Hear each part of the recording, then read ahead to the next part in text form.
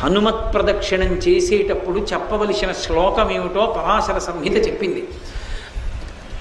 ఆయన దగ్గరికి వెళ్ళినప్పుడు ఆంజనేయం మహావీరం బ్రహ్మ విష్ణు శివాత్మకం తరుణార్క ప్రభం శాంతం ఆంజనేయం నమామ్యహం అంటూ తిరగాలి పరమ మౌనంతో.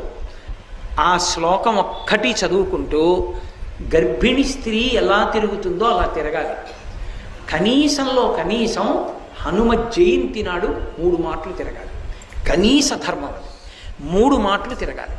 3 మాటలు తిరిగేటప్పుడు ప్రతిసారి తిరిగి వచ్చి ఒక చోట ఆగి శ్లోకం చెప్పి మళ్ళీ తిరగాలి ప్రదక్షిణంగా. అలా 3 మాటలు తిరిగితే, అందుకే నేను మీతో పరమ సత్యం చెప్తున్నానని జ్ఞాపకం పెట్టుకోండి. ఎంత ఉద్వేగభరితమైన పరిస్థితుల్లో ఎంత కష్టంలో ఉండనివ్వండి, హనుమత్ ప్రదక్షిణాలు చేస్తే మనస్సుకి శాంతి కలుగుతుంది.